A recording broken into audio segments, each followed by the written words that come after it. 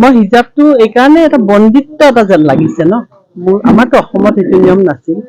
মই সৰুৰ পৰা এখন মুছলমান গাঁৱতে ডাঙৰ হৈছো আৰু তাতে আমাৰ ভাতৃত্ববোধ মই দেখিছো। কিন্তু এই নতুন নতুন বেলেগ জেগাৰ প্ৰভাৱ বিলাকে আমাৰ মাজত এটা পলিউশ্যন আনি দিছে।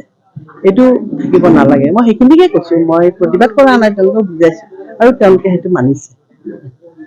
মই হিজাবটো এইকাৰণে এটা বন্দিত্ব এটা যেন লাগিছে ন। আমাৰতো অসমত সেইটো নিয়ম নাছিল। মই সৰুৰ পৰা এখন মুছলমান গাঁৱতে ডাঙৰ হৈছো আৰু তাতে আমাৰ ভাতৃত্ববোধ মই দেখিছো। কিন্তু এই নতুন নতুন বেলেগ জেগাৰ প্ৰভাৱ বিলাকে আমাৰ মাজত এটা পলিউশ্যন আনি দিছে।